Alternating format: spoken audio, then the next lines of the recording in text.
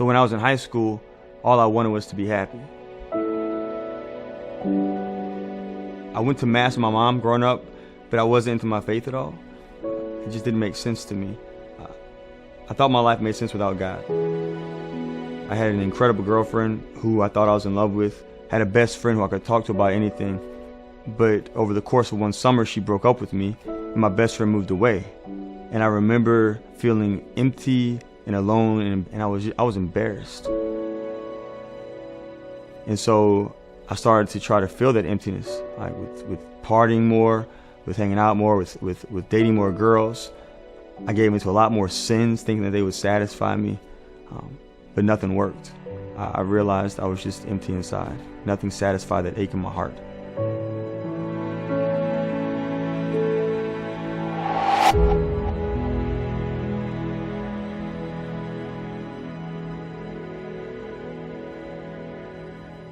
During my college years, I wanted reasons for my faith, and so I went to school just to learn more about my faith. But when I got there, it seemed like the answers that I received were things that just made me question even more.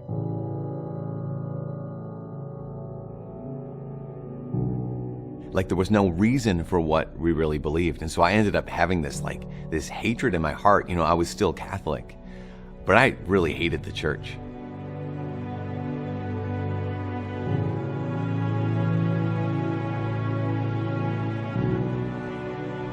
I even became a missionary after college, a full-time missionary in Central America. The mission I went to was super Catholic, and I got down there and I just was so angry at the church.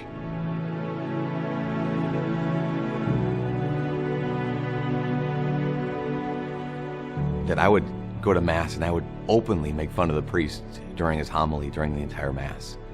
But I had no idea how arrogant I was and how drastically my life was about to change.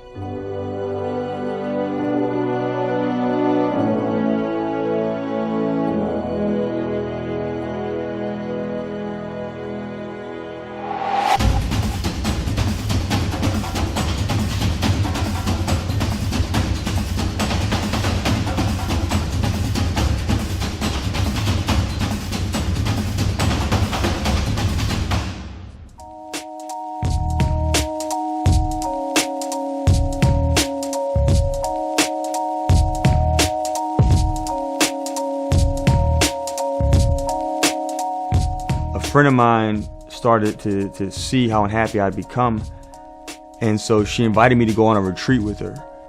But I didn't want to go. I did not want to go on this retreat because I wanted nothing to do with the church. I didn't think that the church could tell me anything. I didn't think that the church had anything to offer me. But I went, and I remember telling God, you better make something happen on this retreat, or else I'll leave the church forever.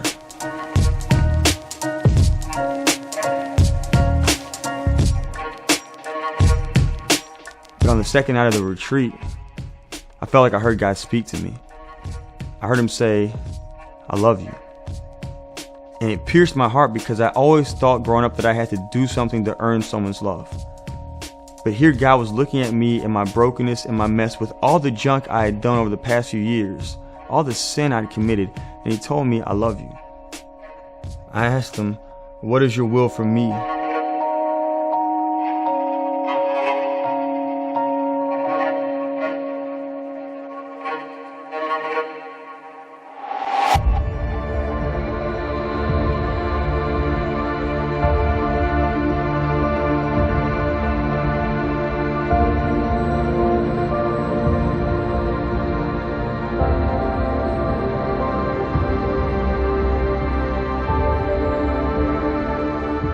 While I was at that mission, I got really sick. So sick that they thought I was going to die. So someone called the priest, and as I was lying there in that bed, in walked the man that I had made fun of for weeks now at every single Mass. And without hesitating, he rushed to my bedside and he gave me the anointing of the sick, and he gave me Holy Communion. And I remember lying there thinking, maybe I was wrong. Maybe this man really does know who Jesus is. Maybe this is all true. That began this process of asking questions in a really deep way. and finding the answers for the first time. And as I found those answers, something in my heart and in my mind changed, and I realized that I was not only falling in love with God, I was falling in love with His church that He gave us.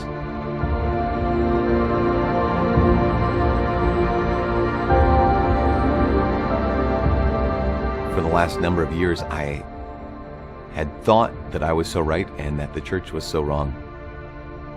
But the priest had answers to questions that I had never heard. And for the first time in my life, I experienced the joy of being wrong. I remember being in front of the Eucharist one day, praying.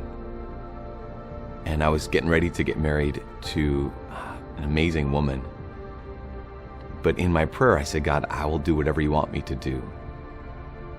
And in my prayer, I realized God was saying, I will love you no matter what you choose, but I am calling you to a different path.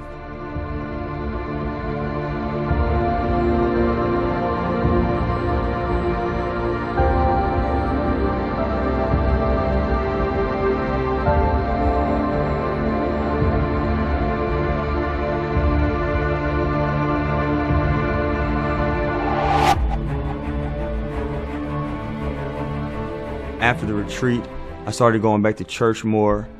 And the more I spent time praying with Jesus in adoration, the more it made sense to me what He was calling me to do.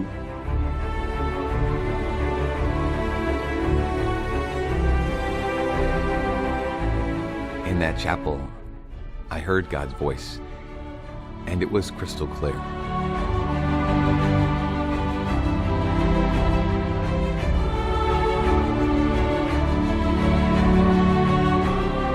I said to Him, Lord, I hear you calling me, and I will follow you.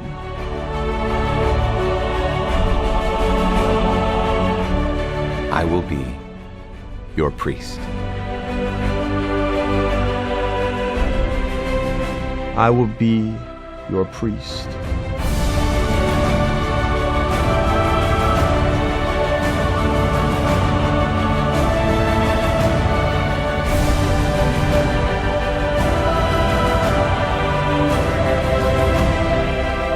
It's never boring. It's never the same thing. It's never just kind of normal.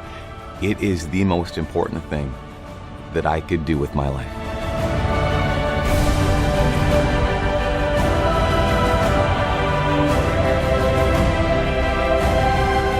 Before I entered the seminary, I thought that all priests were perfect.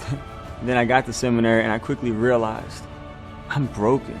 I'm so broken.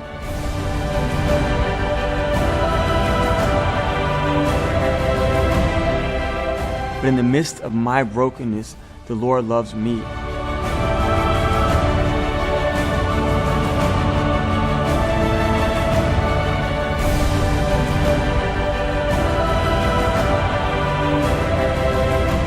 As a father, as a priest, I get to heal God's children. As a father and a priest, I get to feed God's children. In fact, all of the sacraments that are given to us by priests, they're the role of the Father, of giving life and of healing and of feeding.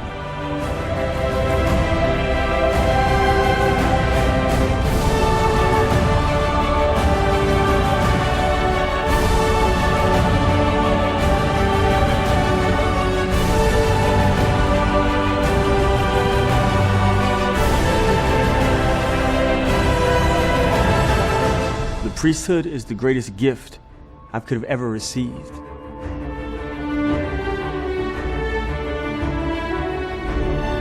I am unworthy to be a priest. Every time I'm at the altar and every time I say the Mass, the universe is changed. The world is different because of what God has done and continues to do through the Mass.